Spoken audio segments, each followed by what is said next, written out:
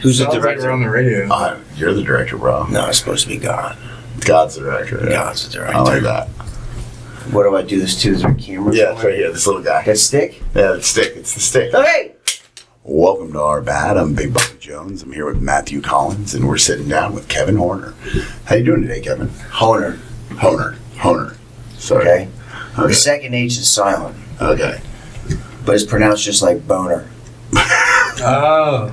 Boner, but Honer. That's a great story, by the way. All right, let's go. Starting us off. The first time I was called Honer Boner? Yeah, Honer Boner. Oh, man. Okay. It's third grade. All right. And a couple girls started giggling. And he said, "Oh, my God. We just realized what your last name rhymes with." I said, "Oh, yeah? What was that?" They said, "It rhymes with boner." And I go, "Ha! Yeah. Bones." They're like, "No. A boner." I go, "Yeah. What's a boner?" And they giggled even harder. And they laughed and they laughed. Whole day. My mom picks me up from school and she sees that I look upset. She says, "Kevin, what? Why the long face? What's wrong? How was your day?" "Mom, it wasn't that good." "It wasn't that good. What's wrong? What happened?" "The kids were teasing me and giggling at me all day." "What were they saying?" "Mom, they kept calling me Honer Boner." I said, "Mom, what's a boner?" Oh. "Well, Kevin?" And my response was, "You mean it gets bigger?" How old were you? Third grade, so like 9, 10. That's great. Oh, you're not like me, because I remember I was like in third grade when I learned what a blowjob was, and like I remember being like, I was like, what? What do you mean they blow on it? What is that? Yeah, who taught you that? It's actually a really kind of fucked up story. This Whoa, guy. hold on. We're gonna really get into it here. Thanks a lot, Kev. My mom was dating this guy named Cecil. She was in the process of divorcing my stepdad, and we moved to North Carolina. And I was living with my mom, and it was me and my mom and my brother. And she had started dating this handyman, Cecil. Mm-hmm. And she figured out that he was like a psycho, and she ended up finding like recording devices all over the house and shit. And when she broke it off with him, he went to the school and told the teachers that my mom was giving me blowjobs. And so a guidance counselor brought me into the office and was like, "Does your mother give you blowjobs?" And I was like, "I don't know what that is." I gotta do my homework first. I'm not sure. Is that Oh my God. Yeah. That was something hot and she blows on it? So yeah, all right. Trauma, you know? Trauma's a hell of a thing, brother. You know? I didn't just make it to Jacksonville. Oh, By my volition. right? Hey, so we had John Stone. John here, Stone. And he My guy. discovered that y'all are from the same county or city or... Town? Same county's Town? close. Yeah, he's from Carteret. I'm from South Plainfield. Yeah. You guys played each other in football. There was some football stuff there. Yeah. Yeah. Well, not you personally, but Yeah, I went to Bishop George High School, but yeah, Carteret. Yeah, it's 12 minutes away from where I grew up.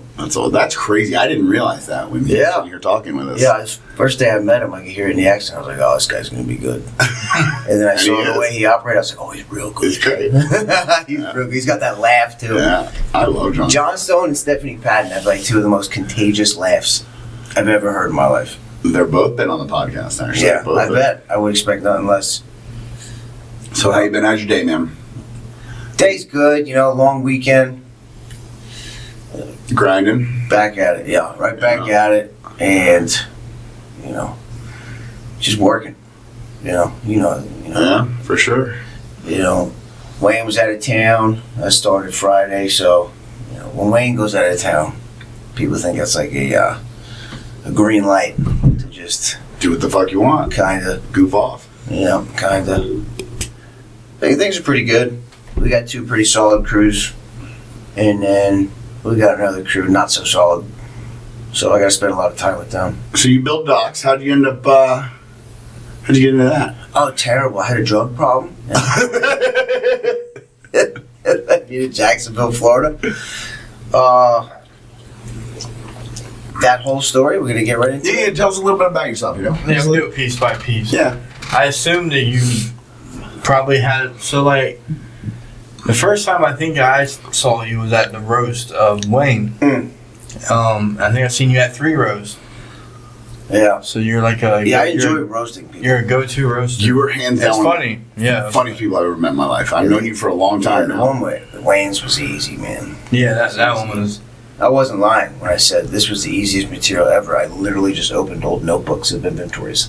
That's hysterical. You were saying something about him being on the phone. I can't remember how it went exactly. Yo, I got, Wayne is one of the only guys I've ever met that'll call you and then say, I'll call you back.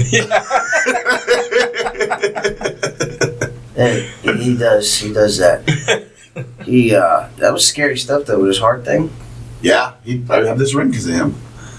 Crazy. Yeah, it's wild. Can you imagine going in there just, because the ring thing told you Just something? the ring's alerting you, even though the doctors are telling you you're fine. Right. Yeah, you're probably like, man, I can't believe Yeah. I'm even going in here. Dude, so he goes in there, I think it was like a Thursday, and then he was in there for like over a week. You know? Yeah. You don't bring a bag, no snacks, nothing. You're thinking it's in and out. Yeah. Just a little checkup, let's make sure.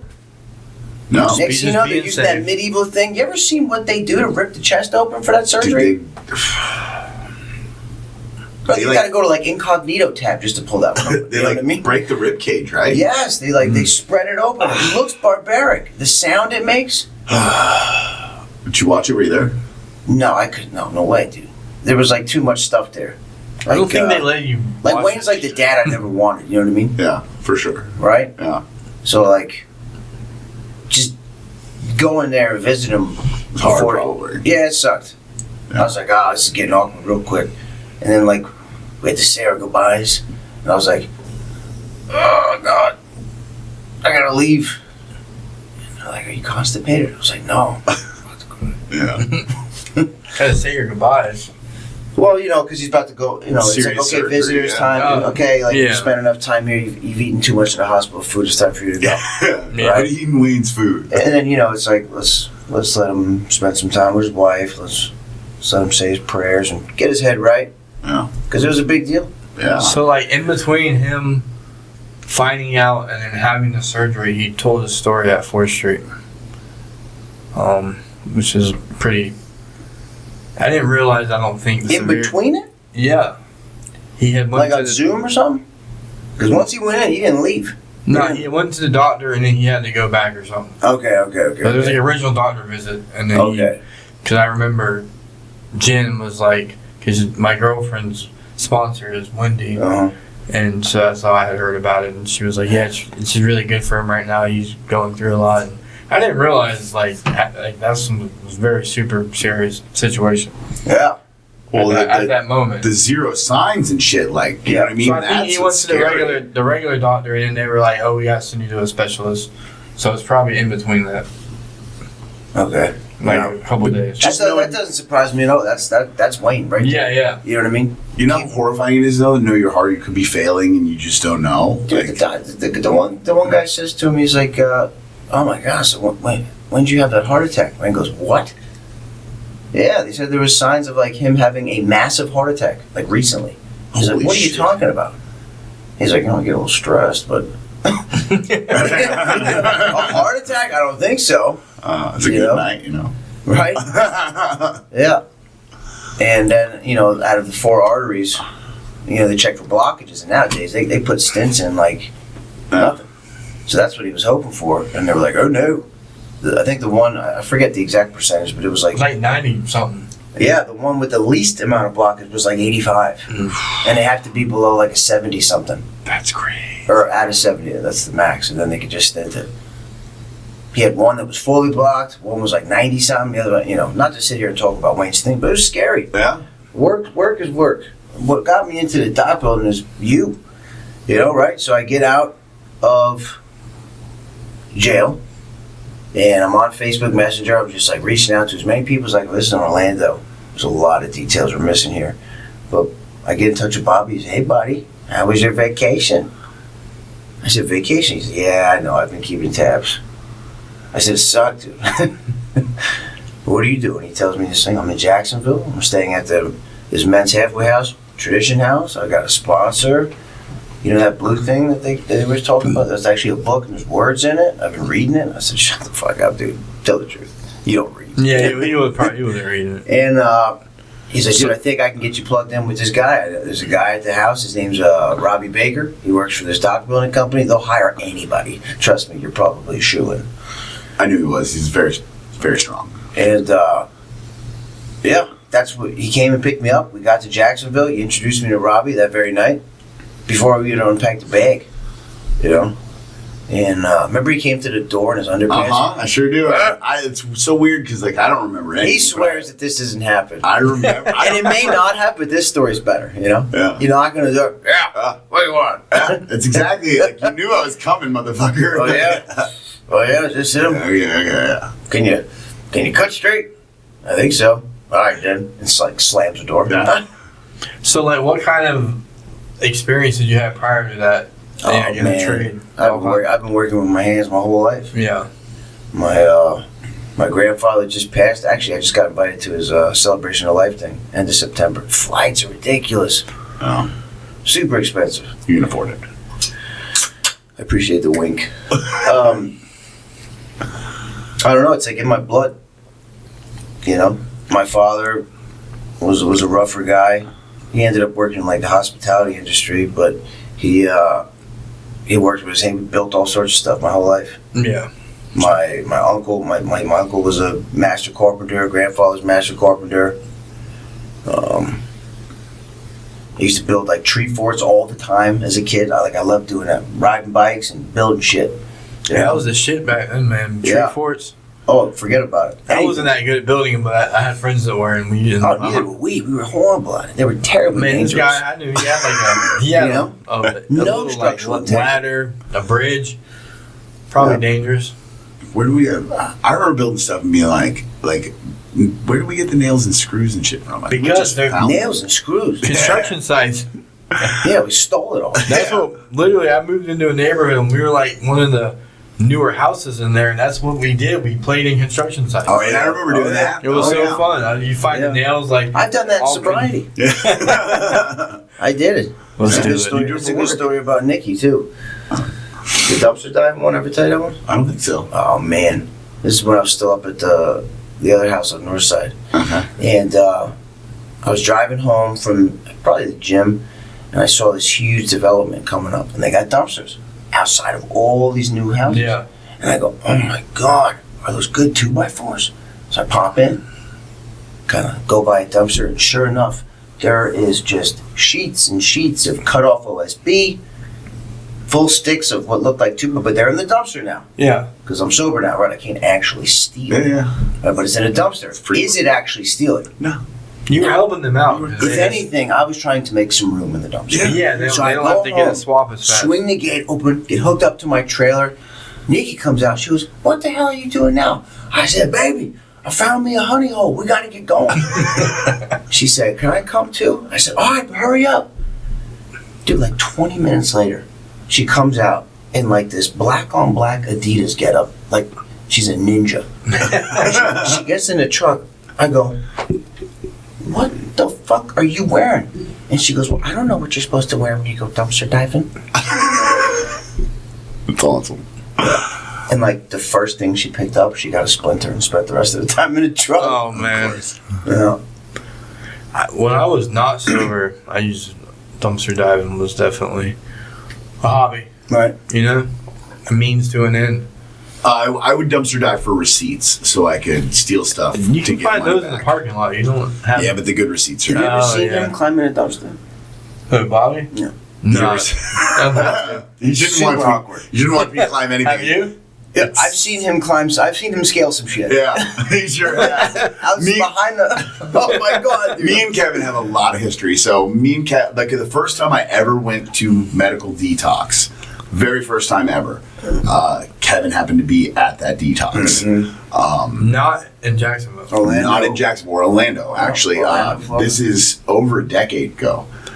So, have you known Bobby longer than anyone else now that you know in Jacksonville? Yeah, Maybe. I know you more other than my Aunt Kim. Yeah. You're the only person I know. Well, yeah, not family, but like Yeah. that's, Kevin's my oldest friend in No, Jacksonville. I've considered Bobby a brother for quite a while.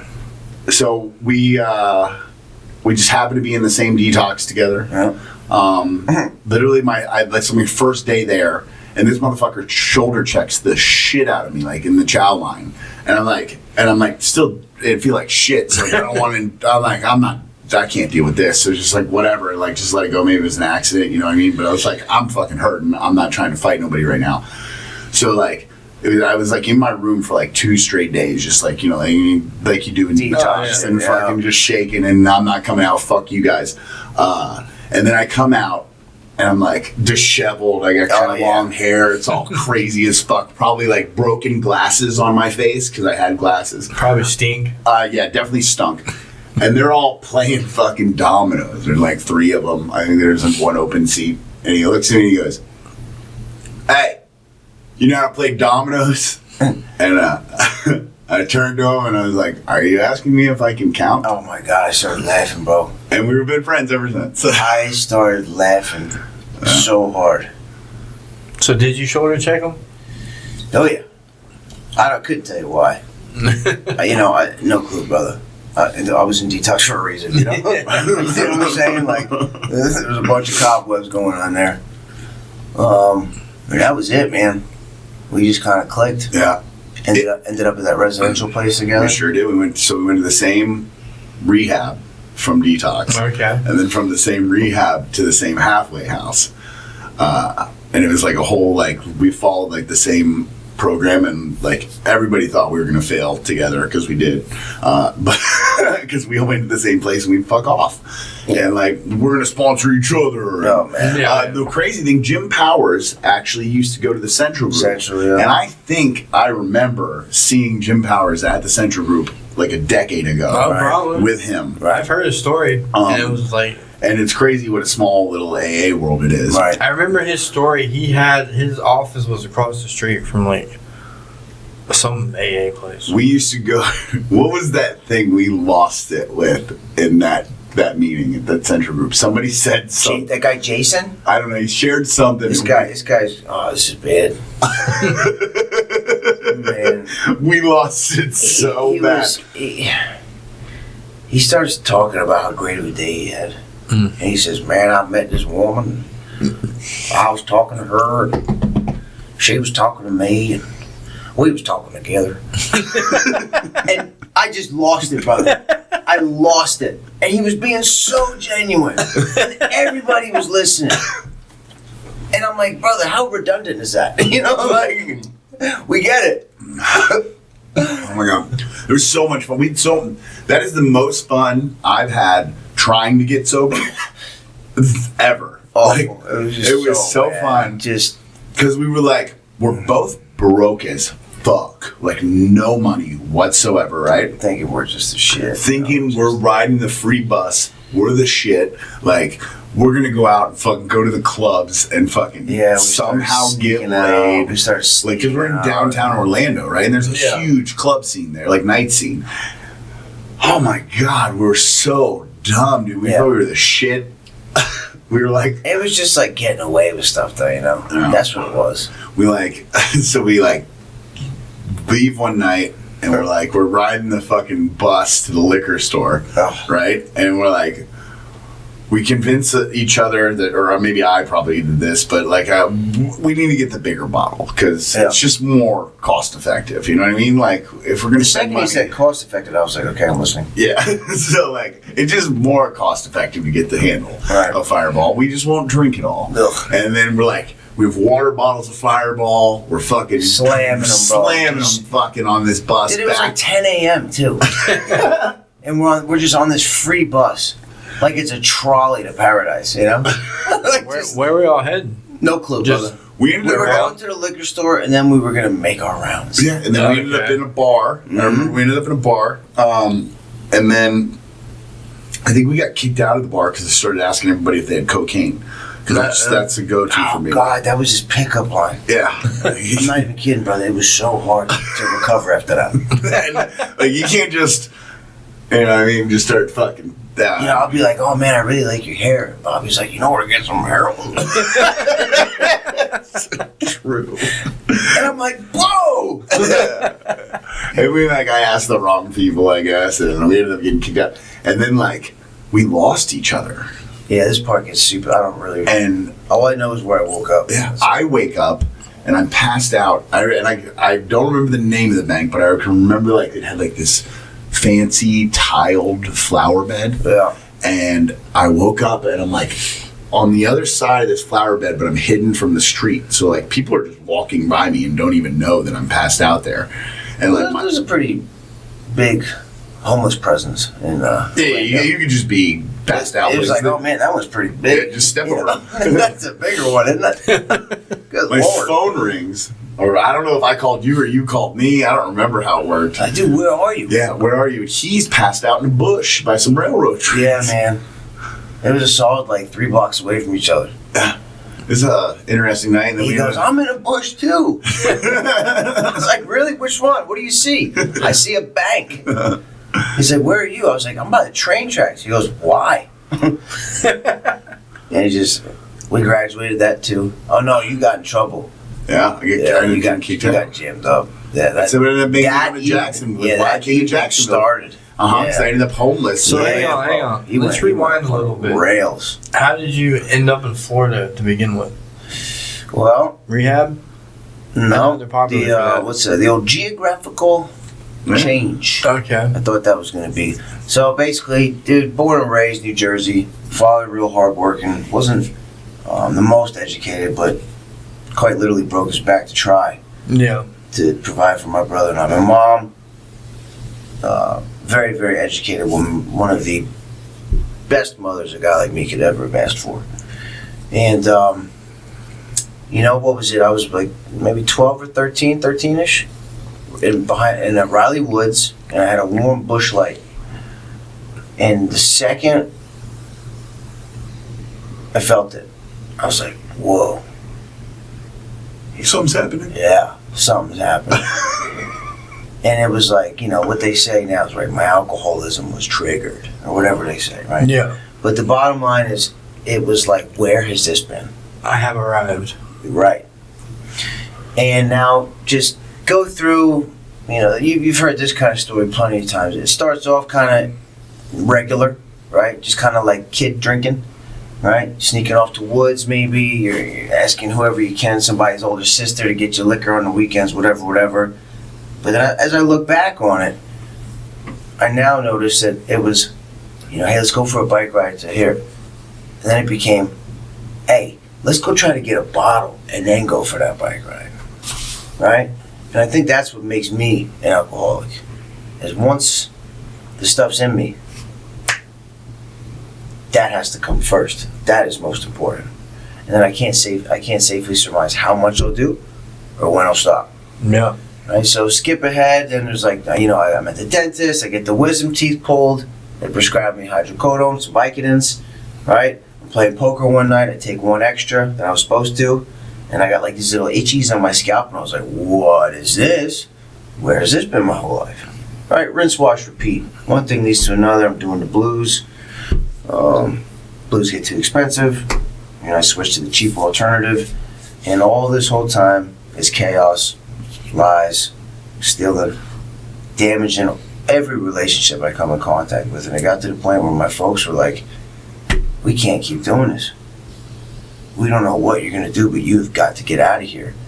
And then a buddy that I went to high school with randomly called me.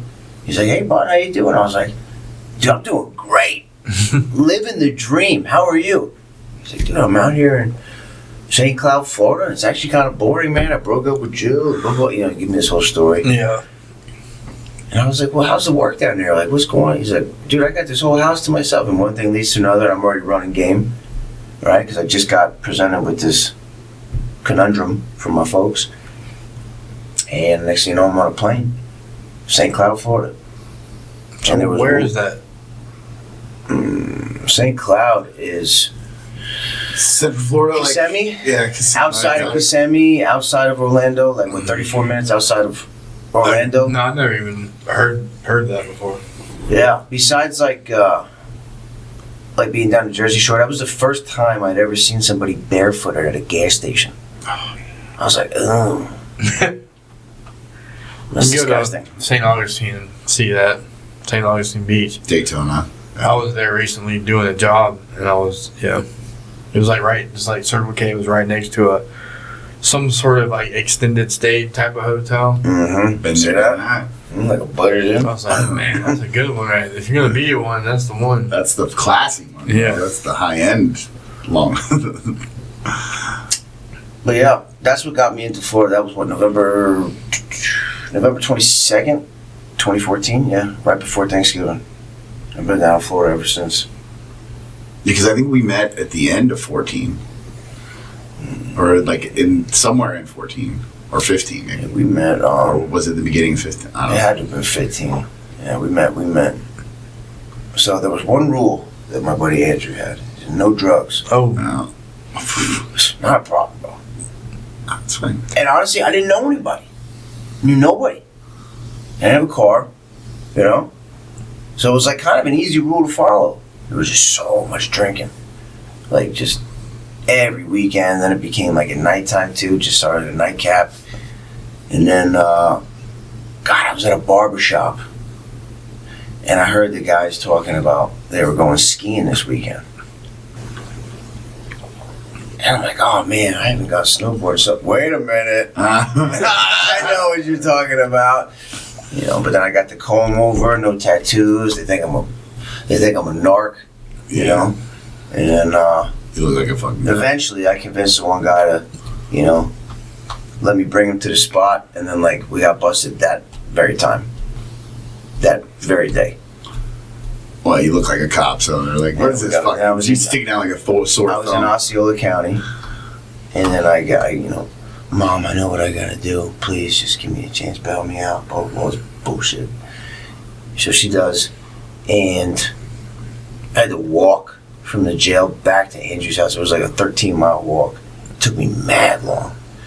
And it's a good walk. changed the locks. He packed all my shit up, put it into a storage unit. I was like, I told you. There was one rule. You broke it. You didn't get the drugs. How could you do this to me? Blah, blah, blah. All this shit. It was like conspiracy to break the rule. Yeah. He realistically, he was probably fed up with me. With the drinking I was doing. I wasn't doing the best with the job I had. Yeah, because if you're not an alcoholic and then you're like, no drugs, we'll just drink. But then you get around someone that's an alcoholic, you're going to be like, oh, wow, like... Mm-hmm. He was a hard drinker. He was having some stuff himself. Yeah. He was definitely a hard drinker. A couple of times he was on the fence, I think, but he was able to, whatever that normal gene is. Yeah. He's got a good bit of that. Yeah. And then I was doing the whole, homeless thing, bouncing around from different motels. Just if I had the cash, I had a room. If I didn't, figure it out. Yep. And that's what ended up getting me into detox. And I did that more of like an act of survival. I hadn't eaten in a few days. I hadn't showered. I was so tired. And I was like, maybe I'll figure this thing out, but I just need to shower and get a rest. Lick your wounds. Yeah. Realistically though, I had no plans to actually try. Yeah, that was to get sober. First few. I don't even say few. I just wanted a break. Yeah. And this big goon shows up in the show. Listen, you called me big goon. This motherfucker, I remember it this way. He'll probably say that this isn't true, but this motherfucker was the most jacked crackhead I'd ever seen in my life. He looked, he's jacked as fuck now, but he has always looked like this. Just he's more of a intense version of this. And if it wasn't for this guy, I wouldn't look like this. He is directly responsible for the way I look because he taught me how to work out. Literally taught me how to. He is my mentor, my teacher. I owe him my whole last life. We definitely really bonded. A big portion of the way we bonded was in the weight pile. Do y'all still work out together ever? Occasionally, when we do. He got you right and sent you on your own. Well, we kind of had a falling out because so that night when we got all fucked up and he like kind of tightened up and got better again, I just kept drinking and ended up getting kicked out because once I start, I can't. Yeah. I just go. He went off cool. I just go crazy. You know what I mean? Like I can't. There's no like maintaining anymore for a little bit. It's just like immediate. Like fucking, we're diving in. You know what I mean? Yeah. Let's go. He showed up to my job, dude. Like I was all drunk and super trashed. So I got kicked out. Kevin was still in the program. He had to keep doing his thing. So I ended up being homeless, and then I ended up. My Aunt Kim was living in Jacksonville. Yeah. And my Aunt Kim was like, you can come here. And so I came here and I went to Gateway. And somehow I'd been like running around on the street for a couple days. And I had some money. So like I'd been doing Klonopin. I'd been fucking getting high. You know what I mean? And I go to Gateway and they piss test me and they're like, you only have weed in your system and you're not drunk. So they kept me for like 5 hours and then they're like, you gotta go. My Aunt Kim's like, what the fuck? My Aunt Kim's whole plan was to put me in detox and then hopefully I get into some type of program. They won't take me. Well, she like starts reaching out to halfway houses and I end up at Tradition House. And like at that point, like being homeless in Orlando sucked. It was awful. Like this is the only time I've ever like stayed under a bridge, you know what I mean? Like, it was bad. Yeah. And I was like, this sucks. I don't want to do this. So I was like, literally, it's the first time ever I was like, I'm willing to do whatever the fuck you guys want me to do. All right? Like, I don't want to do this anymore. Let me try. First time I've been in the program, in and out of the program my whole life. My whole fucking life, right? Never once got any real clean time. I'd get like 6 months and be like, I don't have a drinking problem. Yeah. Over and over and over and over. Right. This is the first time like I was just like, all right, let's actually see if I can stay sober. And I ended up fucking Tea House, PPG, man. Yeah, and Roxanne Garcia comes in and fucking shares her story. My mom calls her Roxana. Roxana. How's that, and Roxana? She's very passionate. She's real passionate about AA. Very, very passionate. And that at the time is exactly what I needed. I needed somebody to see, like, I don't know. Dude, she's got a captivating. Yeah, and it just like book. it like She's sucked awesome. me in, and I'm Yeah, like, I relate to women, and it was like, who is this person, this older woman? You know what I mean? Like I can listen to her, like she seems to know what she's got going on, you know, and like kind of mean, but voice. like, like also funny. You know what I mean? Like I like this, and almost like good cop, bad cop in one. And I ended up like following her around, and I would just go wherever she was at, and I ended up finding PPG. She's always got her hand open like that, man. I respect the hell out of her. And and that's when I discovered the book, and I was like, holy shit, there's this book, and like it's actually pretty good. Yeah, like it tells you, because it's hard to read, you know, it really is, especially when you get sober and you're an idiot. Like I'm an idiot, so it's like I don't understand what this says. And she was like, read it. She's like, well, we have this thing then, and it'll tell you what it says. And I was like, oh shit, it tells me what it says. Yeah. And you get someone that book that's like never heard of like I can think of the first time I saw it, I'm like, what in that? And then I like this Shakespeare. I was doing good shit. And I heard he got, or I was like trying to check on him or something, or hadn't heard from him in a long time. I don't remember what happened, but I ended up finding out he was in jail. Yeah. And I like checked his release date and shit and saw it, and I literally knew, like I was like, I wonder if I'm gonna hear from him. Like, and like it was within like 3 or 4 days of him getting out, I heard from him. And I was like, get your ass to Jacksonville, motherfucker. I was like, come here.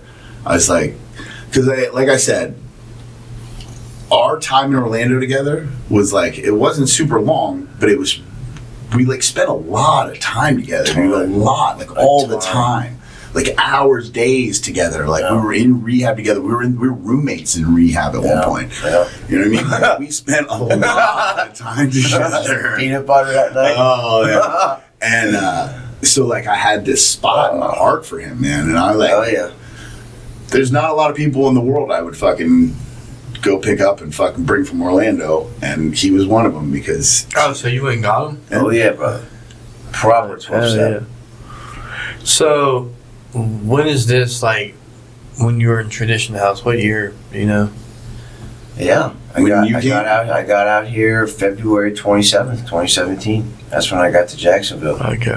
No, that was my first day. Wild. Yeah. So have you been clean since then? Yeah. So that's your sobriety date? February 27th, 2017. Nice. Not a drop. Creeping up on the Big 10. Creeping up on it. Yeah, man. It's been a hell of a ride. Wildly successful now. Trying. Hey, I just Crushing thought life. of something else you said at one in the roast about. I just like popped in my head when you go back. I think your mom's always asking about Big Bobby. Mm-hmm. She calls Big Robbie Jones. Yeah. And Bobby Baker. Yeah. That's how she calls it. John Stones. And she puts an S on the end. And then Roxana. That's funny. Yeah. Yeah, but I've actually been to Kevin's home in New Jersey. Yeah, Yeah. that was really that was was cool. powerful for me, man. That was one of the highlights of sobriety, to be honest with you. It was very cool. Because like, you know, you get up, you share stories about your upbringing and your family, and how great it is that those relationships have been restored. And then when we're on the phone, I'm telling my mom about these relationships that I built here, and then they get to meet. It was powerful. That was my brother comes up and he goes, you know, he really is a big guy. I know, that's why we call him Big Bobby. You know? Kevin, I love you so much, man. Yeah, man, it's been a ride. It really has, and I'm so proud of everything that you've done. Like, Kevin has his own home now. Yeah. I see you on Facebook, man. Actually, I was watching a video today of you walking in to greet your son. Yeah, that was just today, matter of fact. Yeah. Yeah, it's And I remember, I guess your son at the roast of Wayne, he was still almost a baby. yeah, he was a youngster then, flipping out. But you know, it's man, you want to talk about like the blessings of this program and sobriety. Fatherhood has been such a trip. You know, I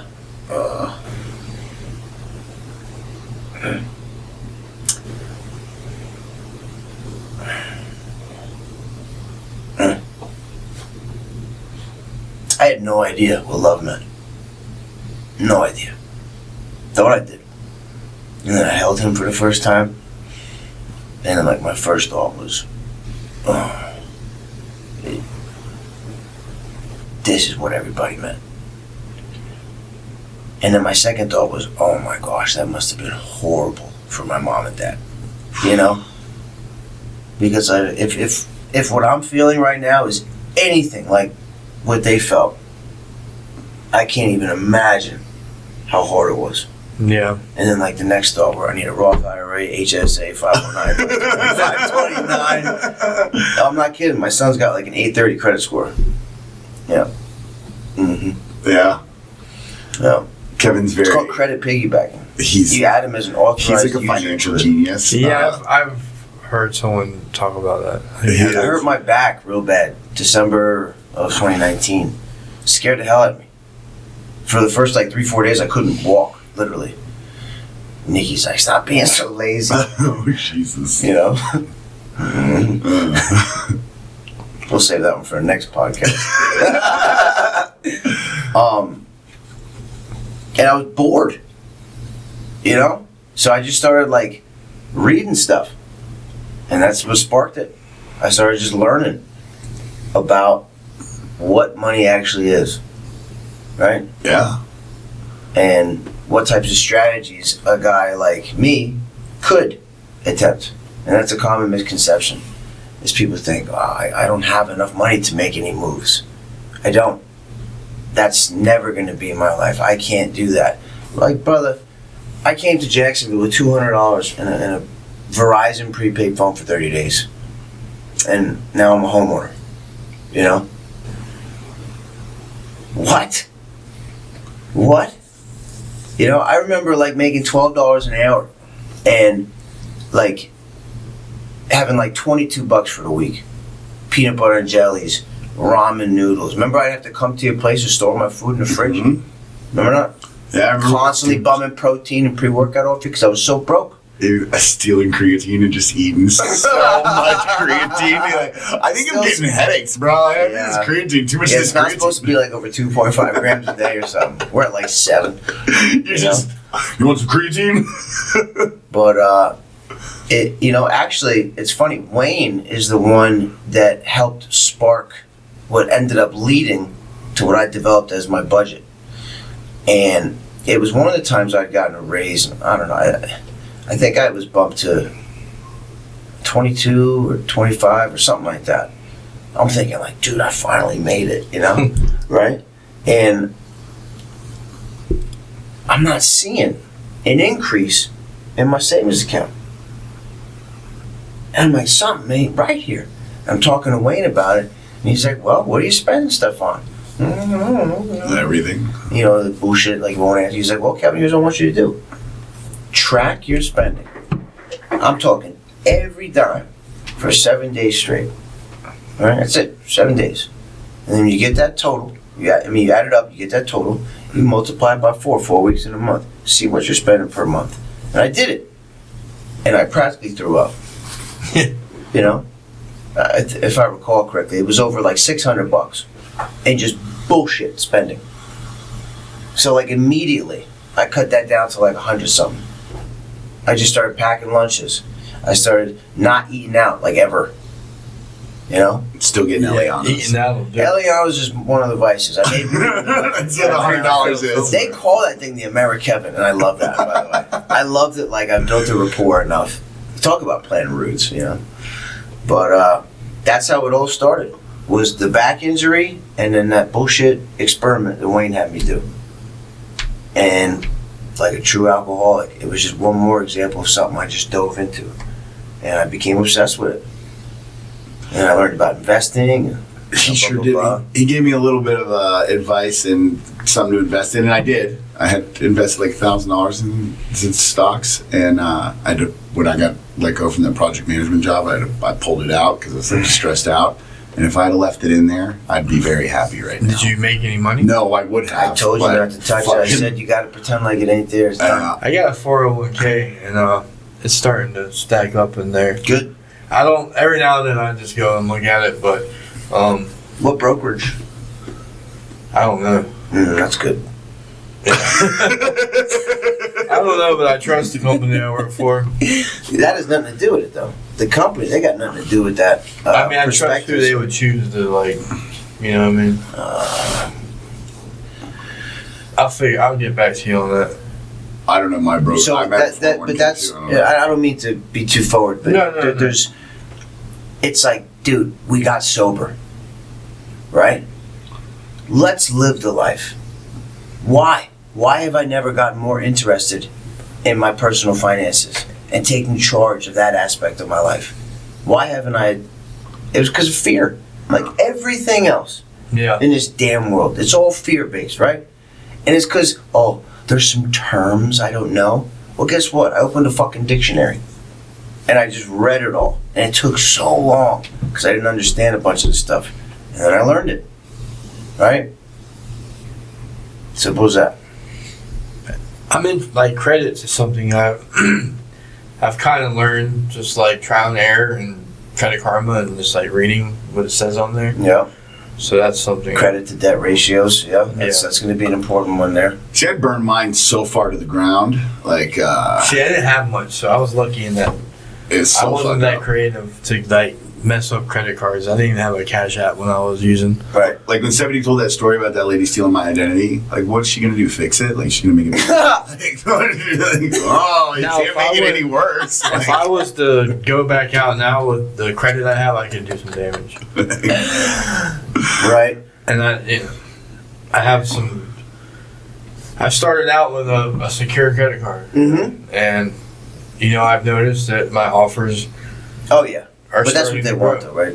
Yeah. Right? But that's exactly what they want.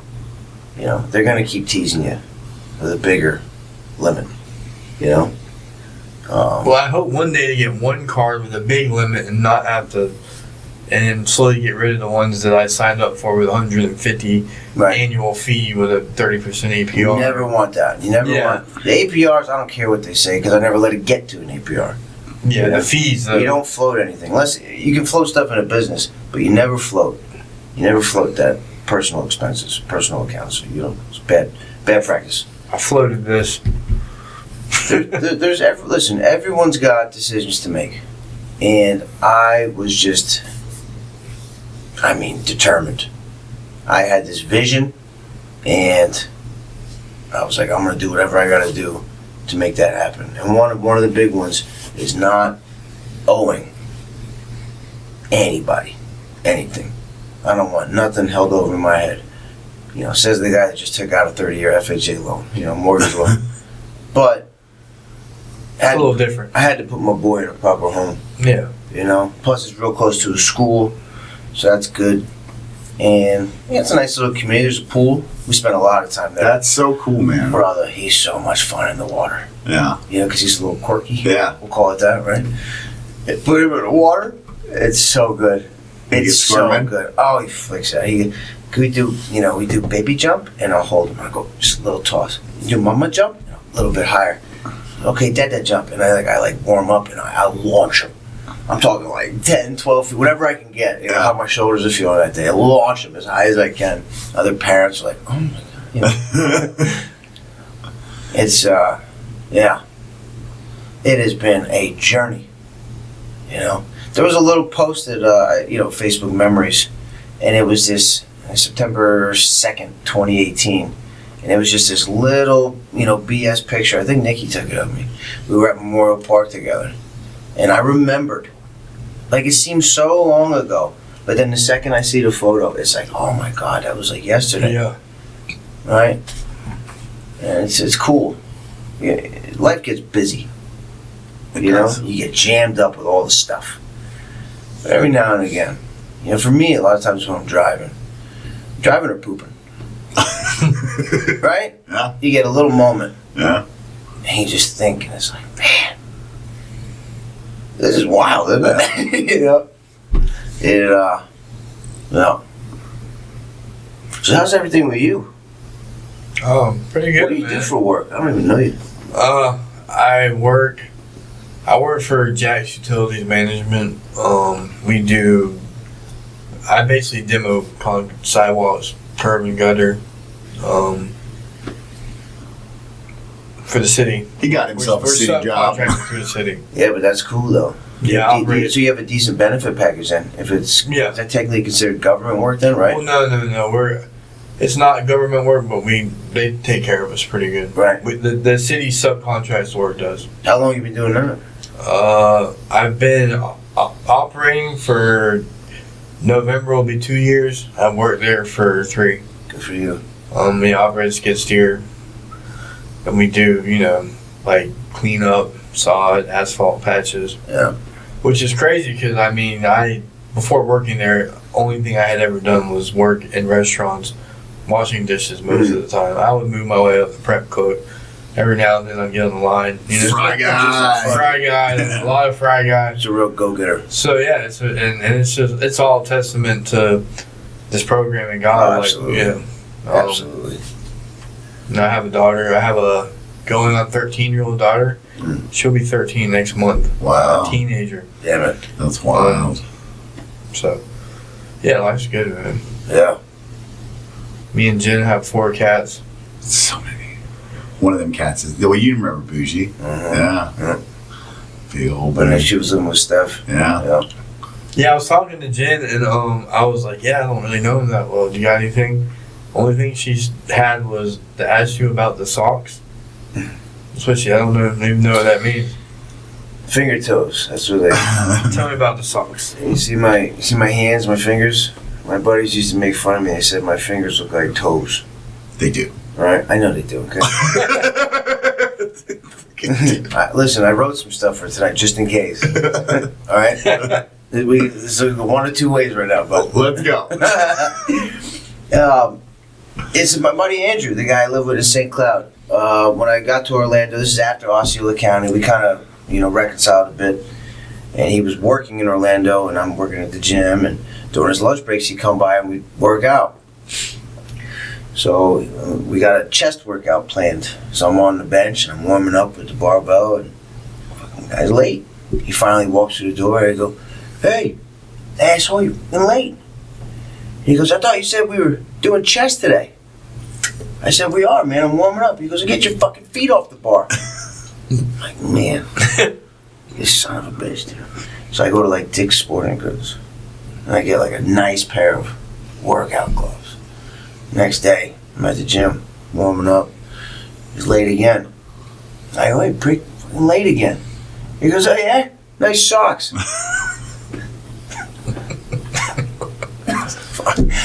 Damn. You know, it was what you can say. He got me. Yeah, he's a super bright dude. He's in Austria now, working on his like third engineering master's degree. He's building like jets and shit. That's cool. Yeah. Doing okay for himself. Piles of debt though. Oh. Yeah. So I wanted. I think you posted this yesterday, and I saw it, and I was like, Careful now. Which one is it? It's Show it to me a first. good think piece. It's still up. I thought I deleted that. You might have. Screenshot it. Yeah, I was like, oh, I want to talk about this. I think you did delete it because I was just trying to. Yeah, That's why I was on my phone. that was one of those moments where it took a couple people to text me privately to suggest that I may not have wanted to post that. Yeah, I have those moments. So if, with all due respect, if we could avoid that one. Okay. I don't even know what it is, but all right, yeah. Moving on. Sorry about that. Not to be fucking awkward. No. Whatever. Bobby would probably be offended anyways because he. It's really difficult to offend. You can hurt Bobby's feelings before you offend him. Yeah, you can say almost anything to me. That's what I mean, because Kevin said some pretty wild shit to me, and it just made me laugh. No, I'm not sure. God, I forget when when we first met. It was right after detox. We're in the weight pit, and like, God, I remember like I was so weak, so weak, and like I had these big flabby arms and like fat back. And, That skin you're always upset about. Tricep, yeah. Not anymore. And he made a joke, and it was like, I don't remember what it was, but it was way politically incorrect, like super, like, cringe joke. And I think he's just testing the waters to see, like, and I lost it. Like, I think it's like probably like the first time I almost died under, like, some weight on a bench. Because I do this thing where, like, if I can't push weight, I just start laughing hysterically. And now I do it with, like, heavy weight. And, like, Kevin will be, like, pushing me to, like, one more rep. And I'm, like, dying. Like, I'm going to die because this weight. I still got videos of it. The screams you would do. And I just. It sounded like a Herbal Essence commercial. I remember the moment These I looked poor at him. women would be on the treadmill looking over. Like, I don't know. We're outside. We're in rehab. I remember, like, right after that moment, I was like, you don't know this yet, but you're going to be my friend. You're going to be my friend forever. And there's nothing you can do about it. And he has been. Yeah. Pretty I much. think Bobby does that. He finds people, and he's like, I like this person. You're my Yeah, friend he now. kind of did it to me. Yeah, he kind of just latches on. You know? Yeah, never let go. But I think, like, I don't know. I think Jen kind of, like, stuck us together. She's like, y'all go play. And then. Okay. did. That's funny. Yeah. All right, let's go. Okay, you too. Okay, run along. Yeah. That's funny. Bopped off to the pool. Oh, we went on the pool at the convention. And it's like, I was on the roof. Yeah. Yeah, that was cool. It was very cool, actually. I was like, man, this is the only time I'd probably ever be up here. I'm not going to say the only time, but, like, this is the first time I have Yeah, but you feel like. Like, I'm not going to. I was homeless a couple years ago. Now I'm on the roof of a hotel in a pool, downtown Jax. Come on. So I like earlier, you said, I don't even remember what we were talking about, but he was like, it's expensive, and you were like, you can afford it. It doesn't change the fact that thing, like, just because you can afford something doesn't change the fact that it's expensive. Like, getting the rooftop room of a pool Like, even if one day I could afford it, doesn't mean I'm going to do it. Right. Actually, I'm somewhat frugal. I have that mindset, man. I hate spending money. Oh, see, I spend like every now and then I like so bad. nice things, but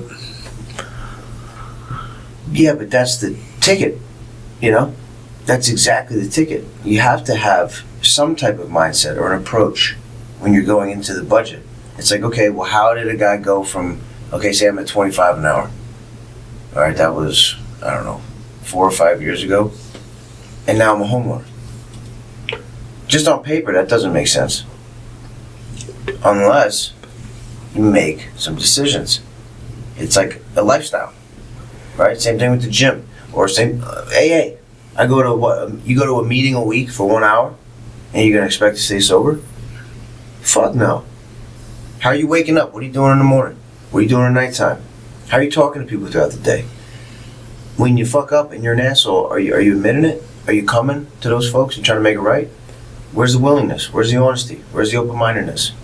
It's the practice outside of the meetings, right? It's my encounters with other people. Same thing with the gym. You go to the gym for an hour. Even if you do it every day, you think that's gonna just make you this phenomenal specimen? How are you sleeping? How are you eating? Are you stretching? Right? What are you doing before you go work out? It's the same thing with your finances. It's the exact same approach. It's literally about all the other things that contribute to the lifestyle. Needs and wants. I can't afford it to how can I afford it? Right? But the needs and wants things is the huge thing. It's a temperament thing. I think food's a big one. Of course it is. You took away our drugs. When you talk about needs and wants, so something I started doing. It's been Treat me some more. It's been over a year now. Oh my God. You don't remember how I was. Sorry, brother. My bad. So I worked in the restaurant, right? And I never really had to worry about eating because, there's always food around. Either you get comp for a meal, you get a discount, extra fries. So then I went to work in construction where there was no food. Right. And we were just going fast food every day. And that adds up. So this guy started working with me, Jason, and he didn't really like fast food. So when he started bringing his lunch, I was like, man, I'm gonna start doing that too. Mm-hmm. So I was like, what could I get? So all right, just a couple sandwiches, Mm-hmm. a little bag of chips. Yep. And I have not wavered from it. I've probably been out to eat maybe 3 or 4 times. So that right there, and I'm literally eating the same thing every day. But it's not. It's needs and wants. That's what that made me think of. This is. I don't have to have this fine dining. This is the best thing I've ever ate every time I eat. No, this is just put some food in my stomach, keep going. It's just sustenance. That's all you're looking to do. Yeah. And honestly, it's like $50 a week for the week compared to $20 a day. Talk about. Yeah. Exactly. And that one right there, the dividends you'll see immediately. And then you save up that money and you take your old lady out for a proper dinner. Once a month. Make her feel special, bada bing, bada boom. But meanwhile, you're just stacking. You're just stacking that stuff. What, the bada bing, bada boom? No. She's we watched this together. She's like, yeah, you heard him. Oh, man. Jen, leave him alone, Jen. I got you, babe. Yeah.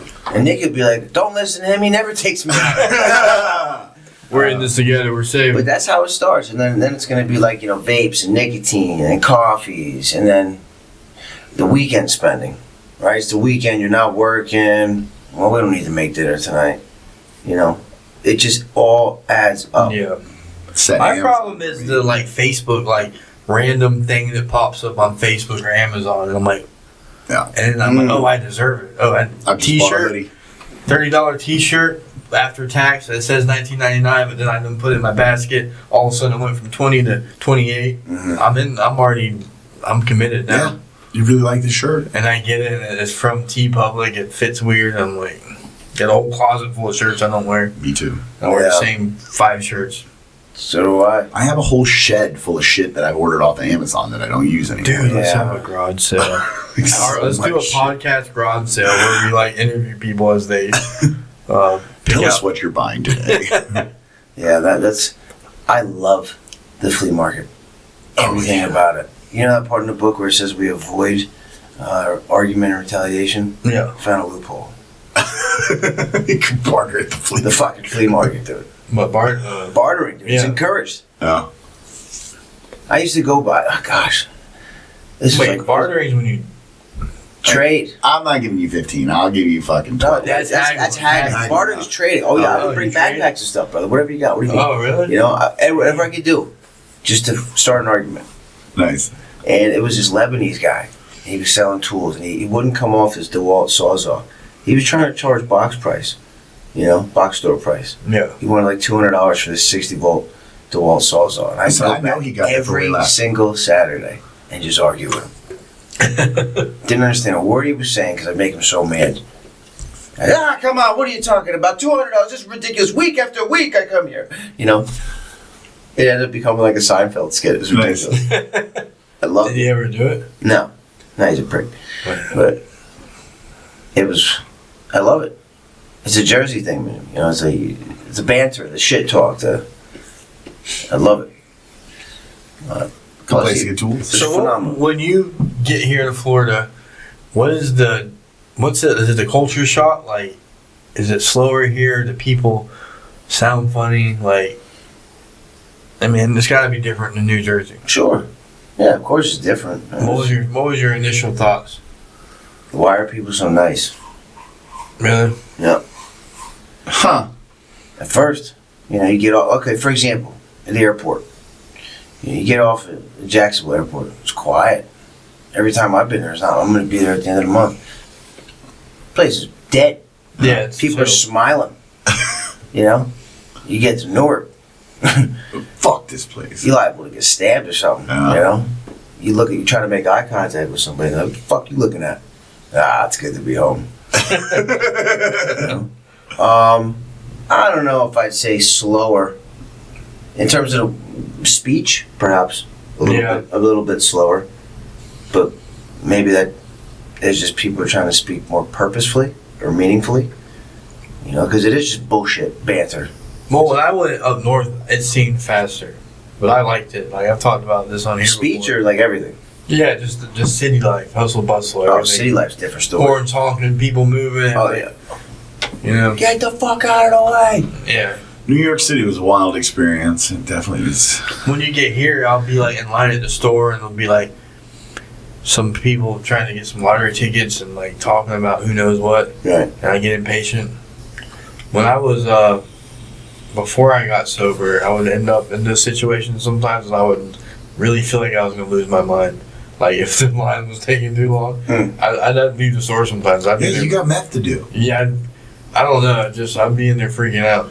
Yeah. I already did it, and now I gotta go. I don't got time for whatever this is. I usually wasn't standing in line to pay for things. Yeah, cigarettes are hard. Yeah, hard to get. That's true. Especially my time in my time in Jacksonville's been great for me. It's my entire sober life. Yeah. Yeah, I love Jacksonville. And everybody loves I don't have. I mean, there's been there's drama here and there, but yeah, I get to do that. I was just telling you on the phone earlier. I would rather deal with all this stuff than go back and wake up dope sick. No. Or wake up with, the concrete next to me and the metal bunk right here. You know what I mean? Or like just smelling like 72 men. Every time I go into like a detox type facility, like that detox smell or the rehab smell, like that sweat, just and broken dreams and despair. Yeah. When I go in there now, what the bus smells like. And urine. When I go in there now, I feel like, like I'm kind of a little germophobic, and I go in there and I feel like, I get an ick. And then I can remember like going in there and feeling safe. Like, like this is the best I got. Like, this beats whatever I was doing. Right. Like, happy to be in there with a shower and some Bob Barker soap. Come on. And a little, my scrubs. Mm-hmm. They're serving shank. There's almost like a film in the air when you're in like a detox. Now it's like, you know what I mean? Like, I don't want to touch anyone. Like, Don't it's breathe like near in me. the air though. It's like, what is this? You all have COVID. It's so gross. Yeah. Just like whole building. visualizing a film. But it's true though, you know? It really is. And it's funny how, like, I don't know if it's complacency or it's just you get so busy and you find yourself complaining.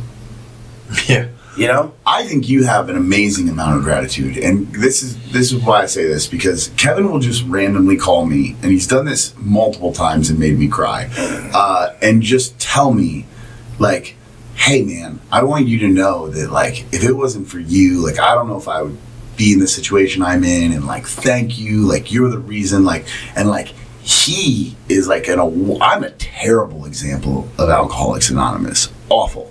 Just terrible. The one thing, It's so stupid. one good thing I have done I love how you broke the 11th tradition.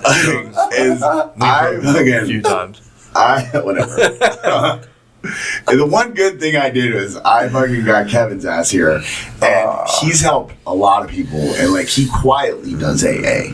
Okay, he quietly does a program. Look, that I'm involves a not book. saying that you are or you aren't.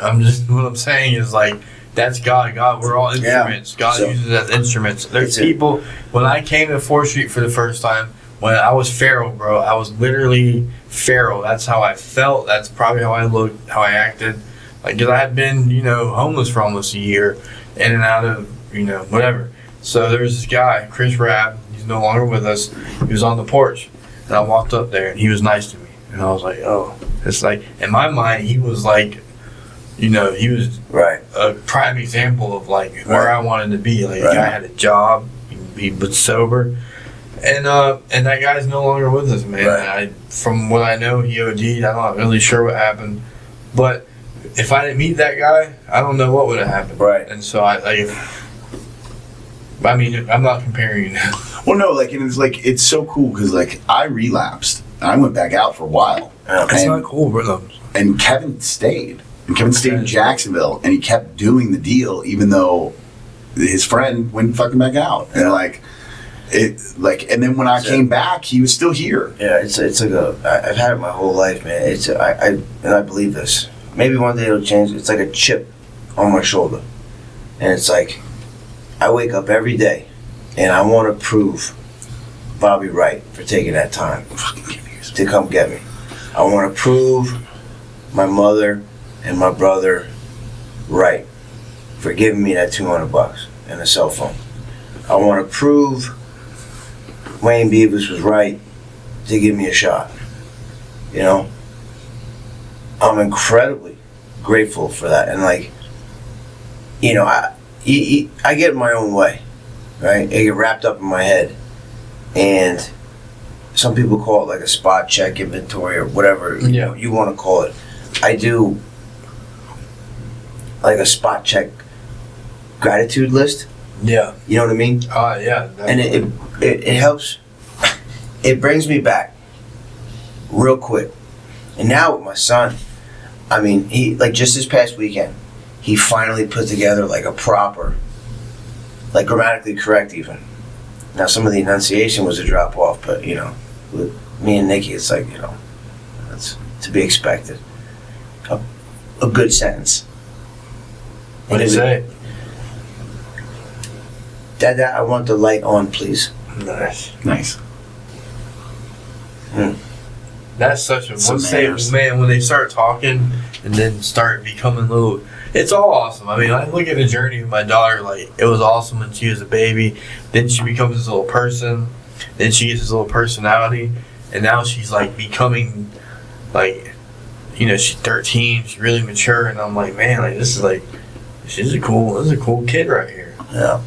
Like, now I'm like, man, one day she can be an adult. And we're gonna hang out. And, I've only got to see that with Abigail Patton, really.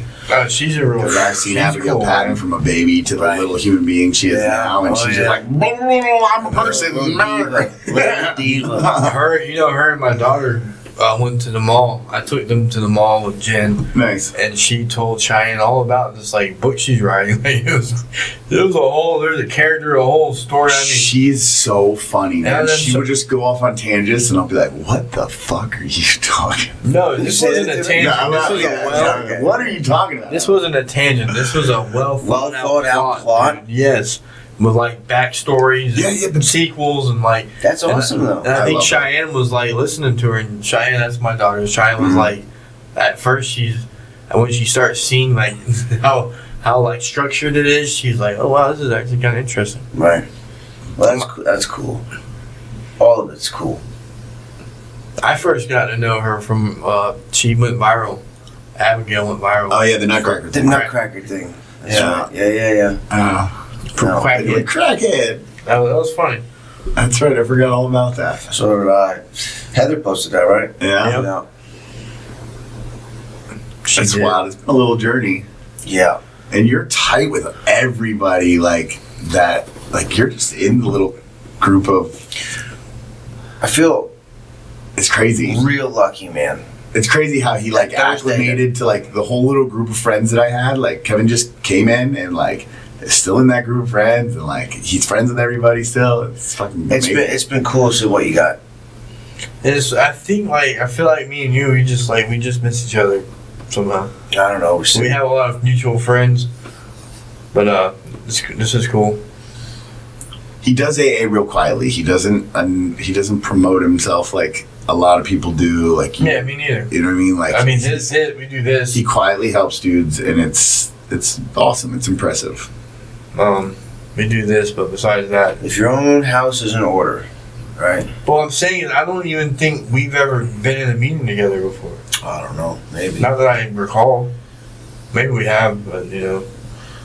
So that's what I meant by we just miss each other. Like I'm here, he's there. Bobby's like in the middle, so then he's there and he's there, and we send Bobby back and forth. That's right. I'm all over. Schedules. That's one thing. Like coming to dad, schedule changes. Oh yeah. Clock out this place. I'm clocking right back in. Time to do dad shit. Dude, put on the cape. But like took on being a dad like a fucking champion, dude. Like, good dad. Choice. Like no other fucking. choice. Man, you're gonna look back at the changing diapers and the bottles and all that stuff, and like your choice. That was cool. We got some issues now with. He's doing pretty good with all the potty training. How old is he? He'll be 4 October 14th. Yeah. There's some stuff, that's thrown some red flags. It's been scary, challenging, all of it, right? And anyways, all that aside, with the potty training, now it's like the poops, man. He, for some reason, it'll be like flip a coin whether or not he'll be on the toilet when he does that. And it's like disgusting, dude. It is. It's just gross, You shit your pants. It's not fun. Yeah. No, it's not. I mean, I've done it. So as an adult. In sober. Yeah. Last week. No, I'm just kidding. No, it's been a couple weeks. Like that whole you can't trust a fart. So yeah. 35. It definitely 100% has happened to me within the last 2 years in the gym. Where I was like, one slip out, and I was like, oh man, I just kind of shit my pants a little. 2 years. I mean, what is it? Me and Bobby had this bond over but. Okay, so I passed the bidet on to Matthew. Yeah, it's phenomenal, bro. Kevin passed the bidet on to me. Oh, he literally calls me out of the blue, and usually the only time he sends me or calls, not usually, but a lot of the advice he gives me is either little financial, but mostly gym stuff, right? And everything he ever tells me in the gym, I do. It's literally why I look the way I look. I just follow his advice because he's always got good advice. And so he sends me, he's like, do you have a bidet? And he's like, trust me, get this. Game changer. I'm telling you right now. Quality of life instantly, exponentially. And he literally was like so adamant, and I was like, all right, I'll order one right now. And I ordered it, and I was like, And then you came over, and I was like, if you don't have a fucking bidet, you don't know what the fuck you're missing. Well, no, I had to use the bathroom after a podcast, and I'm like, what the fuck is this thing? no, I'm particular about where I do it at because, I need the setup to be right. And Bobby was like, I got a bidet. And I was like, oh, yeah. The setup. Went in there, I used it. Anyways, we'll talk about this off air. But I like the bidet. It was great. I like baby wipes, hey, fair enough, I can't be hitting some gas station where I don't know there's all carry wipes toilet with paper. Me. They're wiping in my gym bags. Yeah. I'm not using that. What, savages? What is it? Fucking Bailey's toilet paper? Get the fuck out of here. Some people might be. Speaking of Bailey's, now they're Chews. I know. Don't choose Brother, their toilet the paper. Jack's Beach one? Beautiful. Co-ed sauna? You told me this. What is that about? You told me this. It's still like that? Yes. That's insane. So normally saunas, you got one in the men's locker room. Yeah. And one in the women's locker room.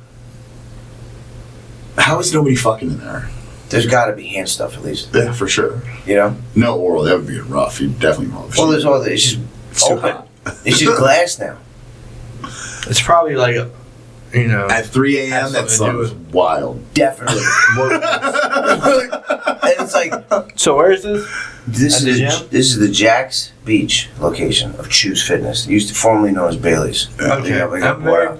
So Bailey's, the neighborhood I grew up in, the Bailey's was owned by two brothers. One of the What neighborhood? Merrill? Over there by Merrill? Off of Monument Road. It's called Chasewood. Okay, is that the first Bailey's? It was either No, I'm saying the guys who started Bailey's. Right. I believe their names were David and Donald Bailey or something. He was my neighbor. He lived right across the street from me, and they had a gym. It was like a basement. The house was on the hill, so when you go in the front door, you're actually upstairs, and then the driveway goes downstairs. But yeah, so I used. That's kind of cool. Yeah. Oh yeah, it's real cool. We used to. That's a fun fact. We used to hang out. Yeah. Were they Jack? Because he had a daughter named Erin, and she was like the same age as me. So we were just neighborhood kids, rode the bus together, hung out. With the two brothers Jack? Yeah. That owned the gym? I mean, he was a big dude. That was Kevin's business plan in the beginning. He was gonna open his own gym. He's like, he was like, it's the best business motto. They were very successful. I remember he used to a lot of Bailey's gyms. Yeah, they franchised. I didn't know they franchised. Well, he passed away. Right, they sold it. Yeah, they sold it. Probably after he passed away. I don't know if the other brother was still alive or not. But I think that's wild. Like who? Yeah. How is that a good idea? I mean, apparently different class of people at Jack's Beach. Because you put that at 103rd, someone's getting raped.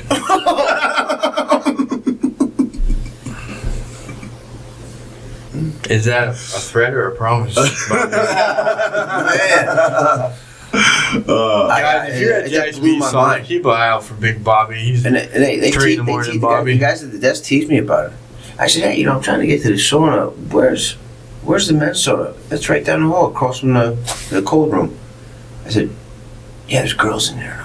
They go, yeah, it's a co-ed sauna. I said, a what? What are you talking about, a co-ed sauna? What's the dress code in there? Well, that's what I'm saying.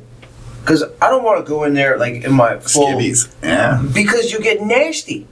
In 10 minutes, I'm dripping. Oh, yeah. I don't want to be wearing the pants or the shorts and the whole thing. I'll go in there in my boxers in the sauna.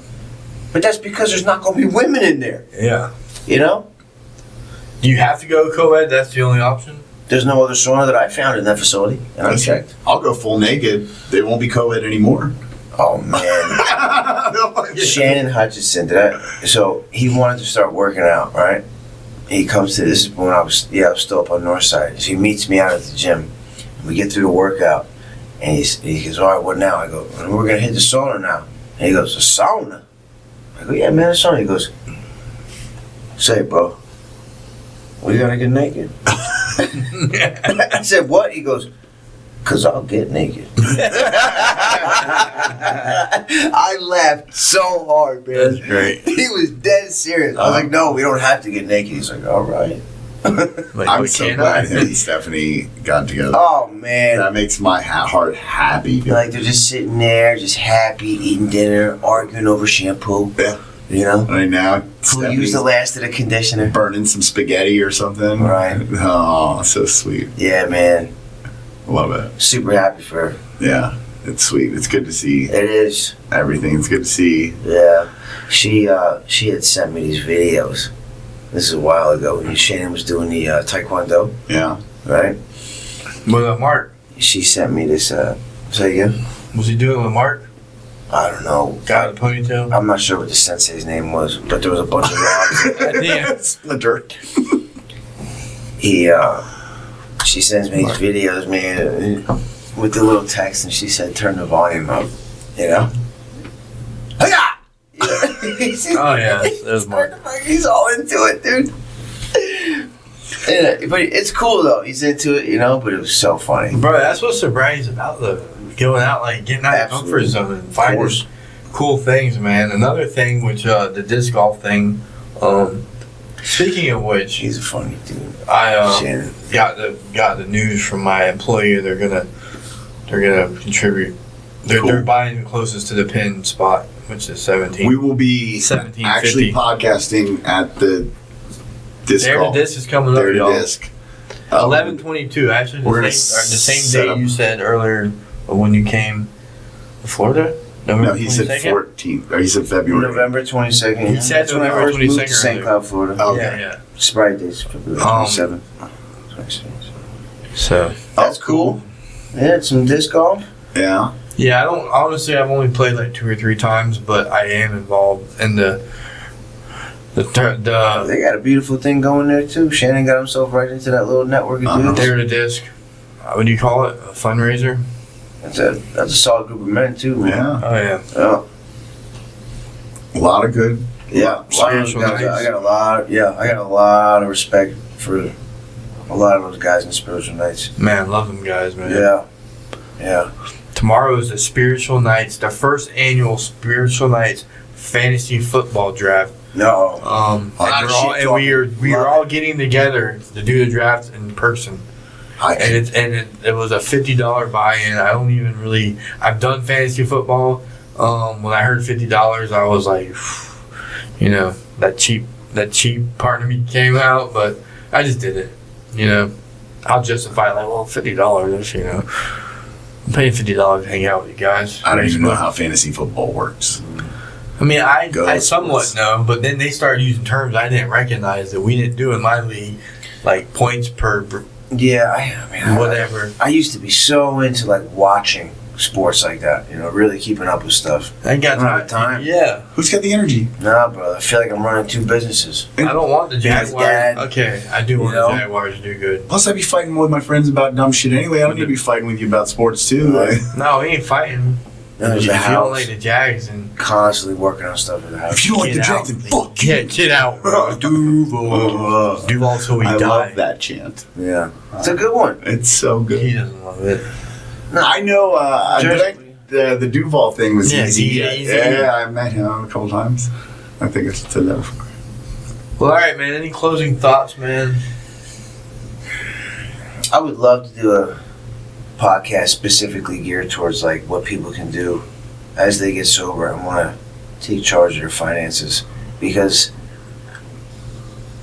man, learning what I've learned, it's I wish I had somebody that kind of helped me, like a sponsor, right? Help me through the process, because there was so much fear and angst, but it's not that hard. And there's a lot of really simple tricks you can do that'll make like really big impacts. I would love to do something like that. You could do eventually. I've talked to several people like a about series. Like, you don't have to like. I mean, it'd be like a podcast, but like segments, a that. series. Mull it over, man, because that's something that could actually do some good. I personally feel. We when me and Kevin first were at Tradition House together, and this was back 2017 or something. 2000, yeah. I didn't know really what podcasts were, but I knew that I wanted to. Like, I would joke about like us like doing some sort of like gym videos and like talking about working out. Yeah, some sort of content. I didn't know what exactly what it is. I was like, but me and you, man, me and you could be so good. Version table. Yeah, because we were so funny. We like always fucking laughing and shit. And so like when he called and he's like, so what are we talking about or whatever? He's like, doesn't matter, bro. And like, you're literally like the first person I ever wanted to do this with. We can just talk, because me and Kevin can just talk for hours. We get on the fucking phone, he calls, makes me cry. Fucking next thing I know, fucking an hour and a half's been gone by and we just been on the phone. He's like, I gotta go back to work. I was like, I gotta go to the gym. I've been in the fucking parking lot. Did you meet Bobby cry right now? He probably could, but I mean, I don't do it intentionally. So here's how that came about, and that's a good thing to close on. And this has been, I've said this to myself for years now, but like for 2025, I've really stuck to it. You know how it'll be the most random thing, and I'll think, man, I wonder how Chris Colcore's doing today, and that would just be it, and I'd keep driving. Whenever something like that happens, I get on the phone, text or call, just because it's like, okay, why? Why did I just happen to think about that person? Yeah. Something. There's a reason. Don't know what it is. Maybe I'm completely wrong. Maybe it is completely coincidental and random. No, I don't. But I'm going to reach out to that person. And the goal is to say something kind. Because I am for real selfish and self-centered to my core. And it's like, you get complacent, you get busy, and you get in like a lull. So it's like the gym. You're constantly looking for a way to confuse the muscles. Well, I am constantly trying to continue to rewire my brain. And kindness doesn't come like naturally to me. But for some of these people that I've had the pleasure of meeting, it does. And when they pop into my mind, I'm going to make sure they know I feel that way. That's how that came about. I love you, man. Love you, brother. I appreciate y'all having me. This is thank you for sitting down. Who decorates your place, man? They did a really good job. It's my house. You know. You fucking making fun of me?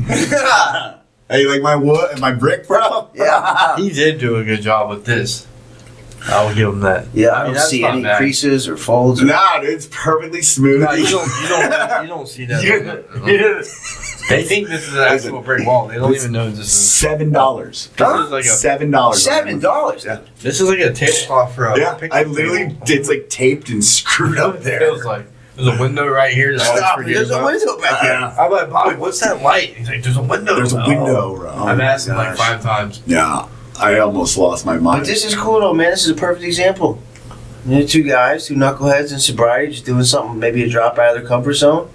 I found did I tell you that I found out? Okay, so I heard you saying something to him. Michael Fisher is going to rent. Well, we don't. Neither one of us have an eviction, but as long as that comes back without evictions, he's going to rent us this house in Riverside, and it has like this whole like sunroom that is like literally it's all windows. What? Where at Riverside? Literally Isn't like a mile from the road. Do you know what road it's on? It's off of Parish Place. Is it his house? Yeah, it's right next to his house. It's the house next to his house. Oh yeah.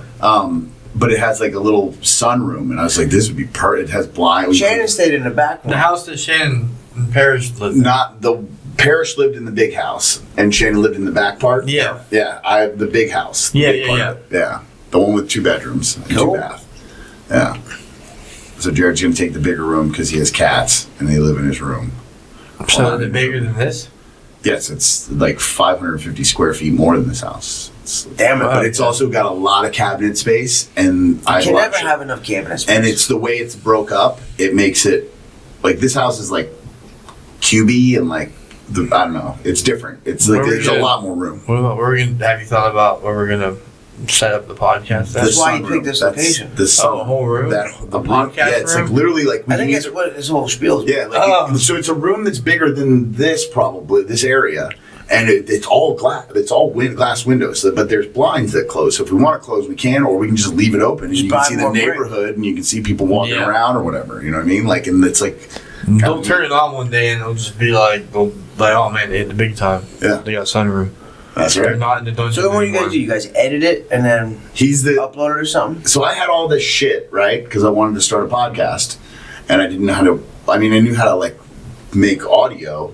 and I knew how to make video, but I couldn't figure out how to link them together because I thought like you just make it work. Yeah, I didn't really. love it. It's so dumb, bro.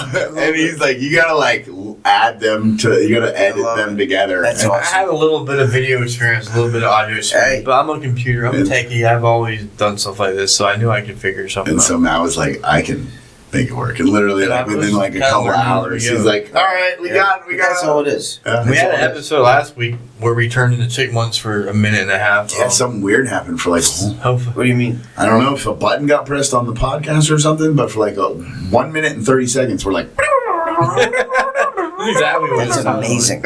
oh, And then it we was laugh. me, When we Gino, laugh. and- That's awesome. I was listening to it, right? He said 44 minutes and 50 seconds, bro. It's wonky. Real wonky. I'm like, what? So I put it on in the car, and like, I'm like pissed, but I can't help but laugh because it sounds so funny. Yeah. So I'm literally in the car just cracking up and mad at the same time. OurBad. Yeah, OurBad. So we All right, man. I'm gonna wrap it. Yeah, thank you so much. Thank man. I you. appreciate Appreciate you. y'all having me, man. Thank you. All right, we're out. Yeah.